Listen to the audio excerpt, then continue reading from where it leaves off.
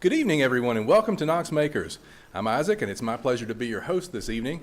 It's Tuesday, and for us, that means one thing. It's time for show and share. We've got members of our community who have brought nifty things to share with us, and I'm excited to get started. First on the list is our friend Amy, who has brought tablet weaving, but bad.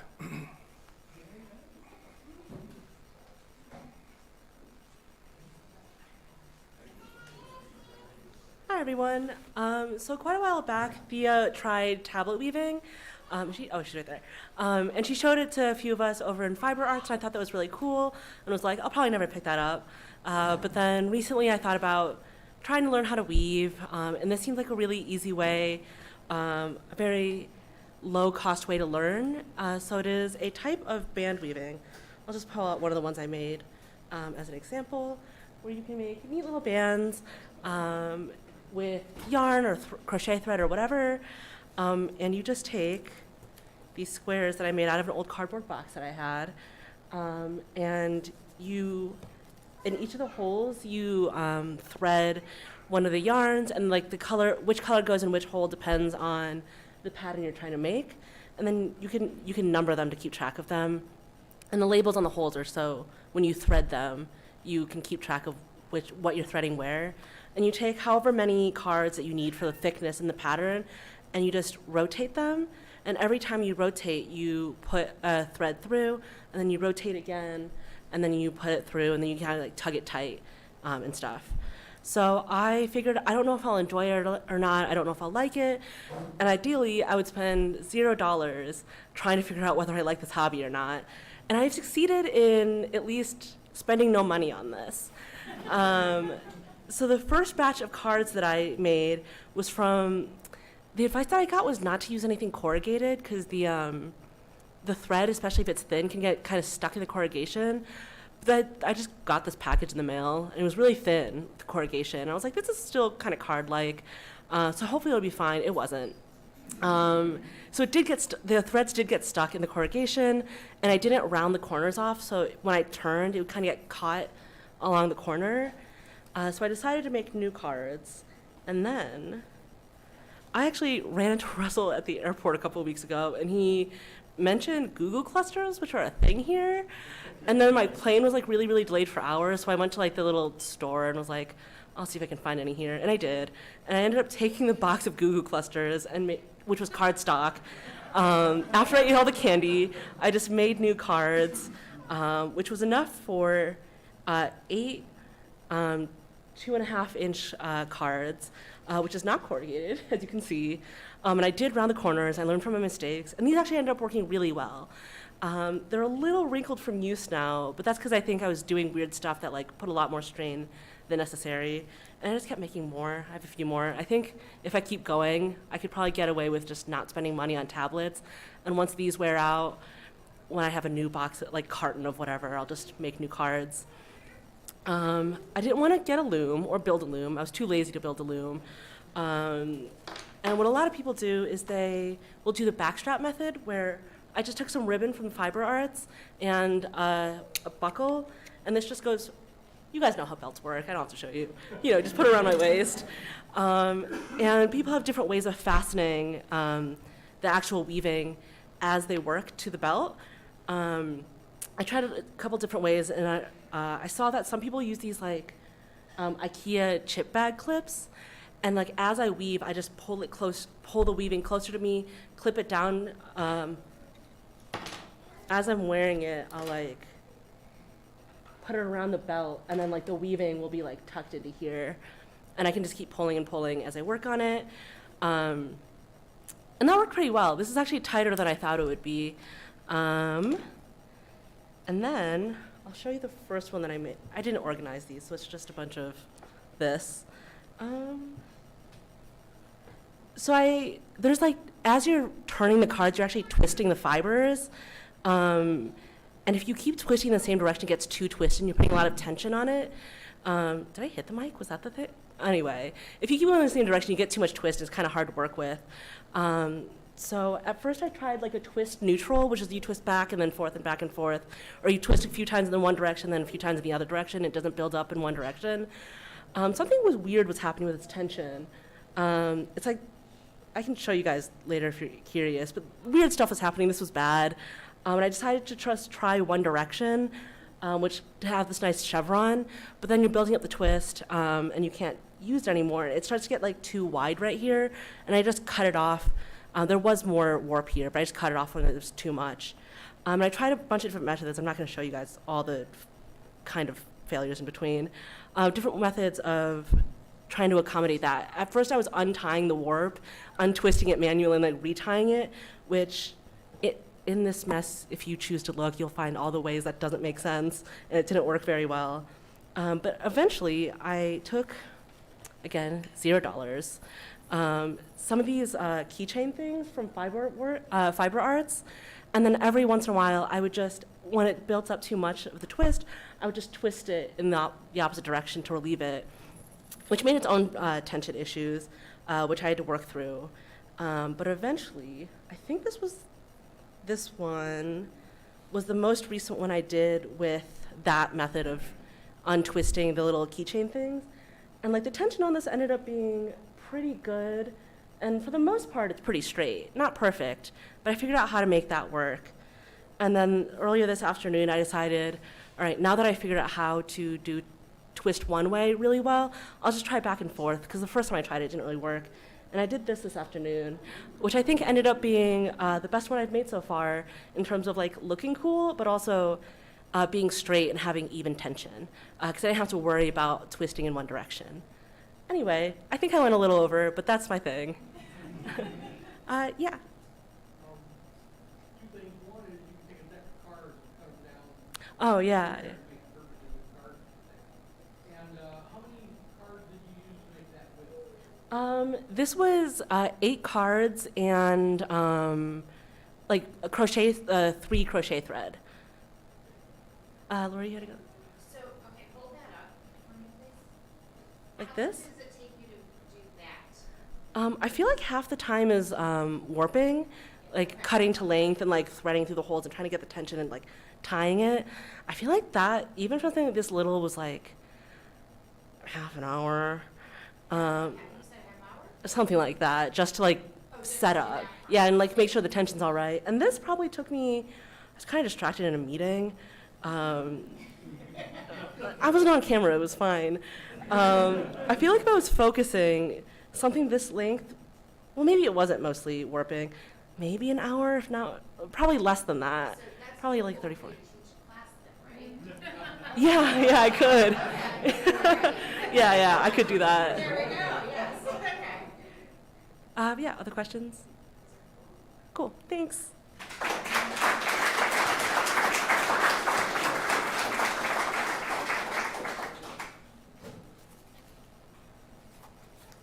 Sorry, there's so much stuff.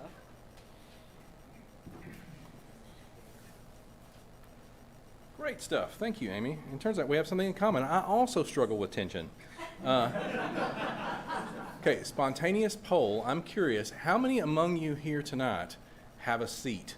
Like when you come in here, if there's somebody sitting there, like you probably wouldn't say it, but you think to yourself, they're in my seat. Who's got a seat? That's great. I love that y'all are here so often you have seats. Okay, next up, we've got Lori and Aliki, our twins of evil, who are going to talk about monsters made with hate. John, do you have yours? Oh my gosh, all right, I have pictures, good thing about that. You better run. Run.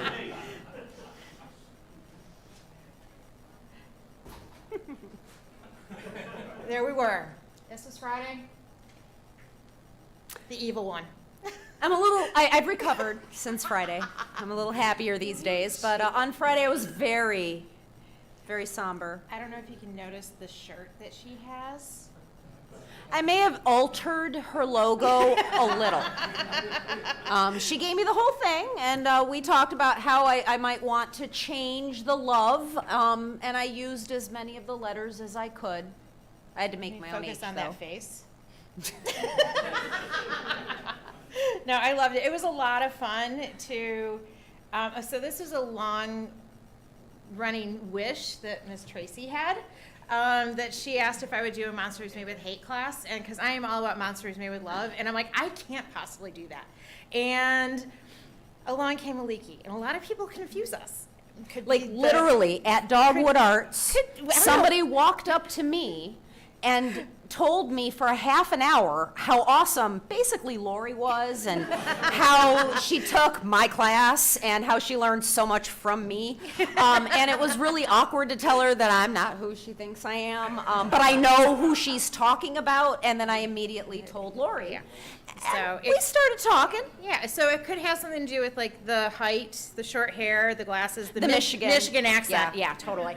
All right, so I finally did a Monsters Made with Hate class, and it was a lot of fun to work outside my comfort zone and kind of let loose. It was really, some of the things we said I can't repeat, but they were really funny. But the monsters that were made, so the idea was to make a monster that represents what your dark side or what you hate about yourself, or to make a monster representing the person you despise most. So, John Dale, would you like to explain yours real quick? Okay, cool. Pretty much, if you know me, on brand, I hate proprietary and closed walled systems and software. And so I created a monster that has its eyes inside, and it has a heart sewed on there, also on the inside, and no mouth at all. And then on the back is a little pocket for its money. That kind of looks like. And there might be a logo on there, I don't know. And as you can see, it's stolen my shop cat coin, so. Yeah. After you update, you can get it back, I'm sure. And then one of the cool things about about the monsters, these are the monsters that were made, but one of the things that were so cool, this is the front of the monsters, but they all had like the most, whoops, come on, make that better. Come on. Oh no, I messed up. Oh my gosh, I'm so not techie. I wouldn't surf that here. They all had amazing backsides too, which was so cool. So cool. So it was a lot of fun to work outside my comfort zone and to do something different. So maybe we do it every year. Oh yeah, this is a leaky. So describe yours. So mine is, she's greedy. So she real green, and she's got scales and some cuts. And what I liked about what Lori had us do is we actually wrote down some of these angry, hateful things that we wanted to unload, and we buried them inside the monsters. So, you know, kind of like a stress ball, but a little cushier and lovier, that you can throw across the room and at the window, and it won't hurt anything, as long as the big eye doesn't hit the wrong spot. But Show off your backside too. You gotta show off that backside. hey, Yeah. I did it by myself. She did a really good job. So everybody did. So thank you. Thank you.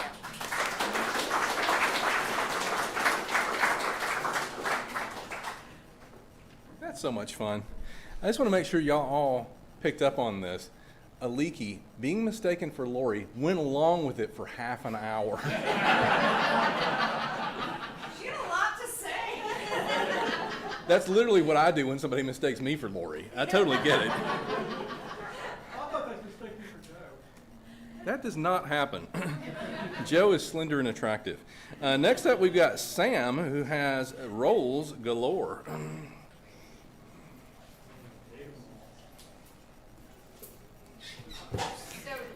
Hello. So you might have had cinnamon rolls out there. I brought a little tin of them. Thank you.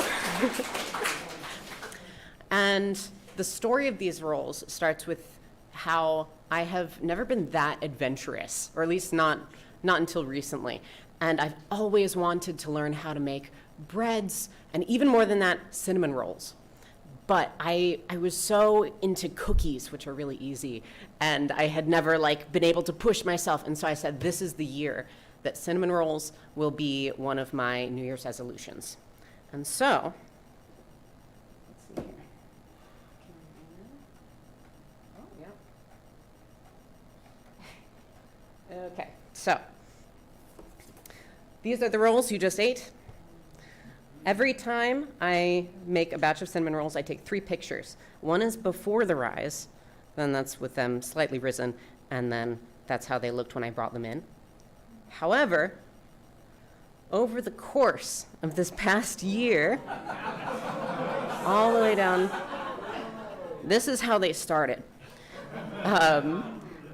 What I did was I took a recipe that I was pretty confident in by Sally's Baking Addiction, who is my favorite person. And I took that recipe and I made it like 3 times and was like, okay, I think it could be a little bit more dense. And then I tested out using bread flour instead of all-purpose flour, and that didn't work. And so then I halved the bread flour and then had half all-purpose flour, and then I iterated on that, and then I ended up with what I have today, which is a little bit of cake flour and mostly all-purpose flour. And I did that for every ingredient. So the eggs, the vanilla, the frosting, the filling, all of it. And so that's why it took so many iterations to get to what we have today. I do have a couple highlights here. So one of my favorites was this blueberry basil. You see the basil? That one was actually my favorite. The flavor was fantastic. I also made some apple pie rolls. Some. Oh. Let's see here. I had one that was filled with cookie dough. You see, it's rolled in there, and then it was covered in chocolate after that. And then, last one. The roll that burned me out was this one. You might know Joe Pardue here.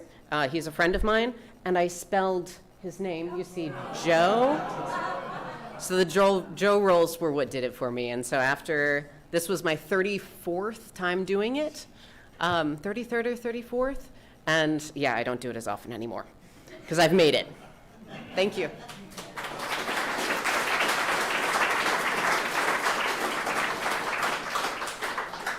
Those are like the most scientific rolls ever. I have to say, though, when somebody pulls out their camera and pulls up a photo and says, "These are the rolls you just ate," I'm like, oh. Maybe it's just me. Okay, next up we've got Vince, who has drawn a picture of a duck. I'm not sure if that's the share, but we're going to look at his duck together because I like it. So this may or may not be the share, but it is a duck.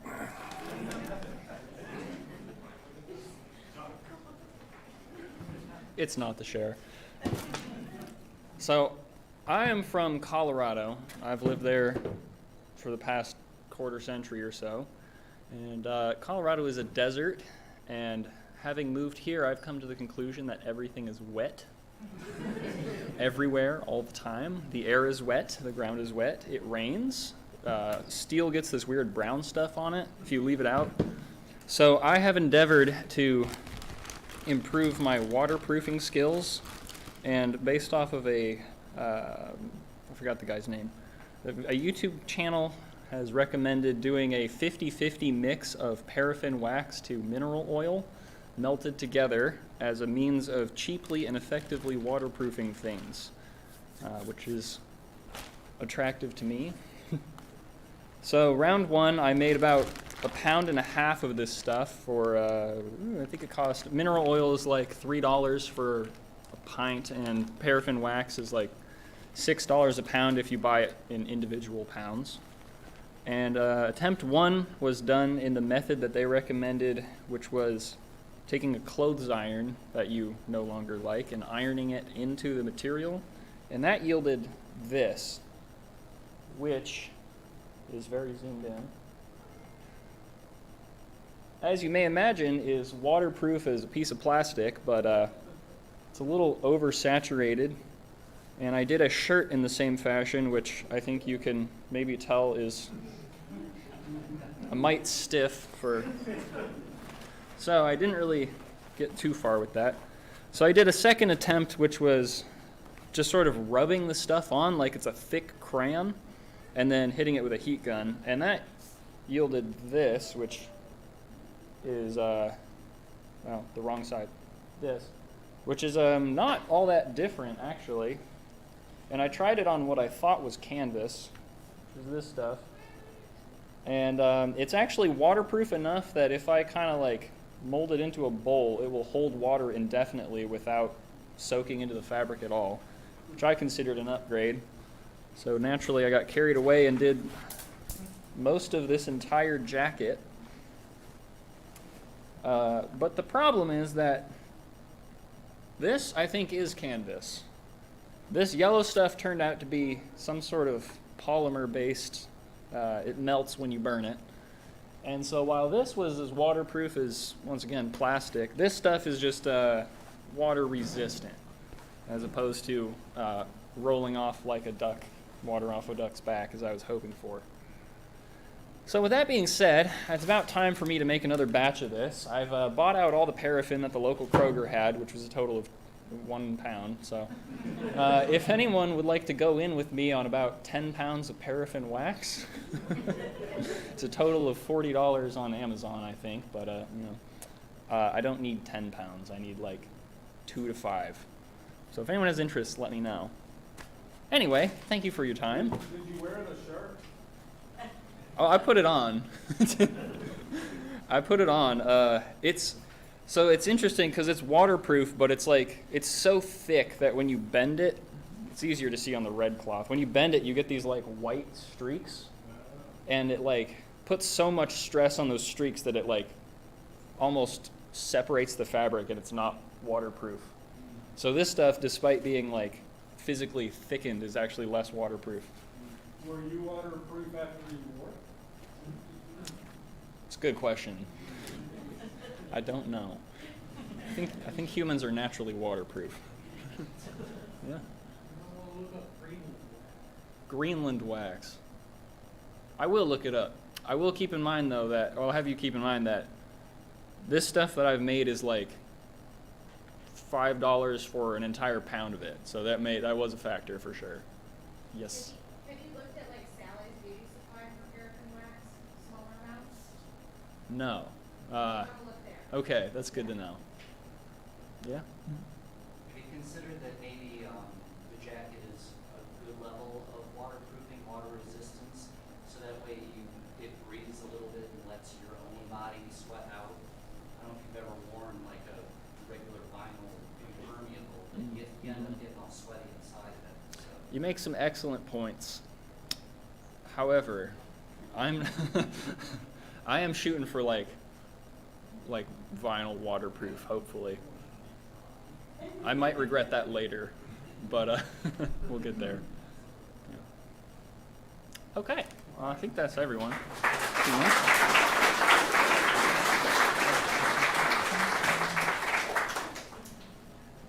Thank you, Vincent, and thank you for your pictographic innovation. I don't know who's emceeing next week, but I encourage all sharers to draw little pictures in lieu of describing yourself or your project.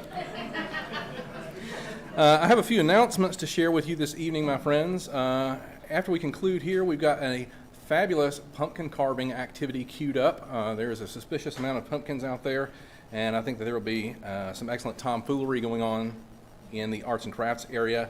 Also, too, are we still doing kill switch sparring tonight? Is that a thing? That's not a thing. So we're going to focus on the pumpkins. Let's destroy those gourds. Thursday, which is October the 23rd at 6:30 p.m., Machining 100. That's the Introduction to Machining class. Last I looked, there were 2 tickets left. So if you want to get involved with machining, I encourage you to snap those up. I would also direct your attention on Saturday, which is October the 25th at 1 p.m., is the Wood CNC 101, which is the authorization class to use the fabulous Nibbler bot. At least this afternoon there was still a ticket, so I don't know how that happens. Y'all need to snag that up. It's gone, never mind. Psych. I want to extend my tremendous thanks to our grilling committee this evening, John Dale and Sean.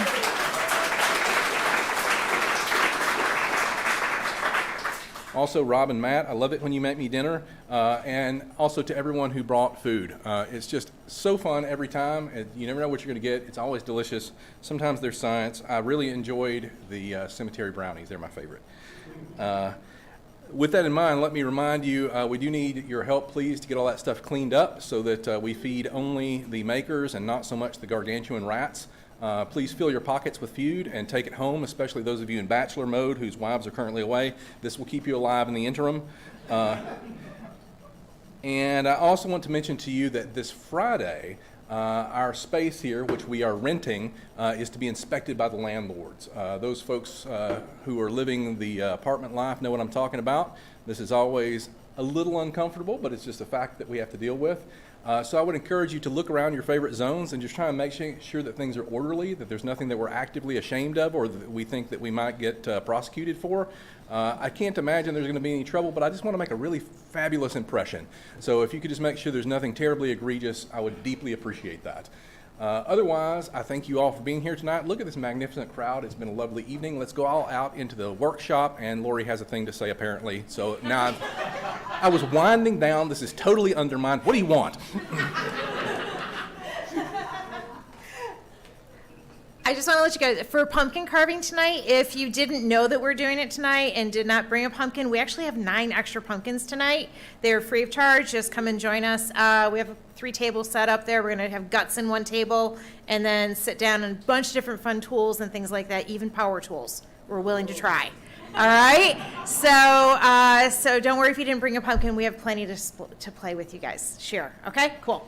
Yes, do you have a question? Can we put it on the fridge board? Yes.